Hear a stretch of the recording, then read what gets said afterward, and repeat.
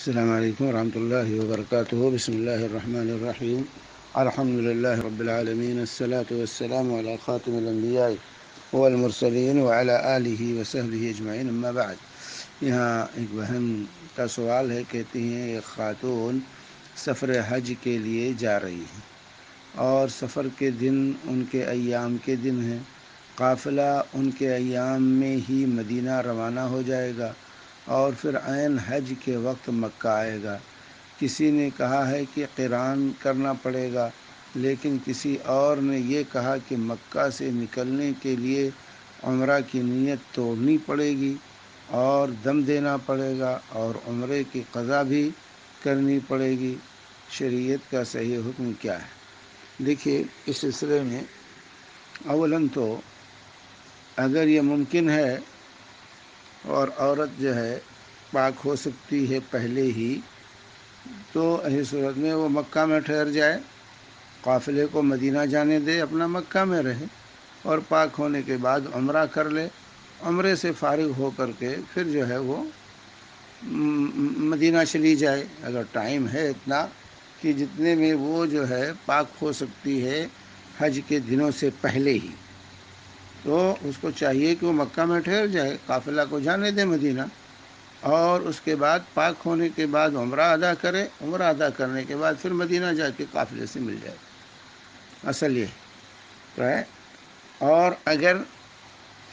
ایسی صورت نہیں ہے، پاک ہونے کا کوئی وہ نہیں ہے کہ پاک لمبا کھینچے گا، یہ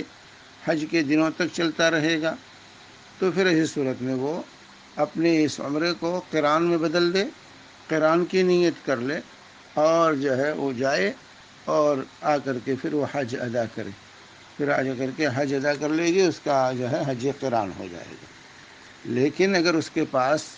پاک ہونے بھر کا ٹائم ہے کہ بیچ میں وہ پاک ہو جاتی ہے، جو ہے پاک ہو جاتی ہے، تو بہرحال اس کو عمرہ ادا کرنا جو ہے، پاک ہو جاتی ہے تو وہ پھر عمرہ ادا کر لے، اس کو قران میں نہ بدلے، عمرہ ادا کر کے پھر جائے مدینہ، بعد میں چلی جائے مدینہ۔ کوئی ایسے ضروری نہیں کہ قافلے کے ساتھ ہی مدینہ جانا ضروری ہے، وہ پتہ لے لے وہاں پہ جائے، بعد میں چلی جائے مدینہ اور جو ہے مل جائے۔ لیکن اگر ایسا نہیں ہے تو پھر وہ عمرے کو قران میں بدل سکتی ہے، جیسا کہ ام المؤمنین عائشہ صدیقہ رضی اللہ تعالی عنہا کی جو ہے کا واقعہ ہے، بخاری اور مسلم کی متفق علیہ حدیث ہے۔ بخاری حدیث نمبر 1650 اور مسلم 1211 نمبر کی یہ حدیث ہے۔ حضرت عائشہ صدیقہ رضی اللہ تعالی عنہا جو روایت کرتی ہیں کہ وہ حج کے لیے گئیں اور ان کو راستے ہی میں جو ہے حیض آ گیا، وہ پریشان ہوئیں، تو رسول پاک صلی اللہ علیہ وسلم نے ان سے کہا افعلی ما یفعل الحاج غیر ان لا تطوفی البیت حتی تطہری۔ آپ نے ان سے کہا کہ دیکھو جو حاجی کرتے ہیں وہ تم بھی کرو، لیکن صرف تم طواف نہ کرنا جب تک پاک نہ ہو جانا۔